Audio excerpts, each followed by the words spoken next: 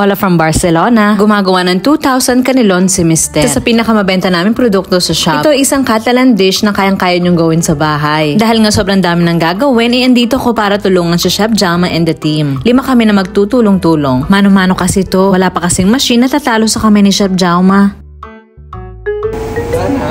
Niluluto na ni Chef ang squared pasta sheets na gagamitin natin. 8 minutes ang cooking time ng pasta. Pagkaluto ng pasta, ilalagay niya ito dito sa malamig na tubig para hindi ma-overcook. Bakit nga ba ang dami? Once a month, naglalaan si Chef Jaume ng isang araw sa pagluluto ng canelons. Isa kasi itong typical Catalan dish na hinahanap-hanap ng mga tao, hindi lang tuwing Pasko. Ang canelons ay nag-originate sa Italy. Doon, tinatawag nila itong cannelloni. Napunta ang recipe sa Spain, specifically sa Catalonia, at ngayon nga ay naging parte na ito ng kanilang tradisyon. Kinakain ito the day after Christmas, December 26, St. Stephen's Day or San Steba kung tawagin nila dito. Na-adapt nila ang recipe na ito para hindi masayang mga leftover food nila tuwing Pasko. Maraming iba't ibang variations or tipo ng canelons ang pwede nyong gawin. Pero ito ipapakita ko sa inyo ay ang traditional recipe nila dito at kung paano kami gumawa ng 2,000 canelons sa loob ng 4 na oras.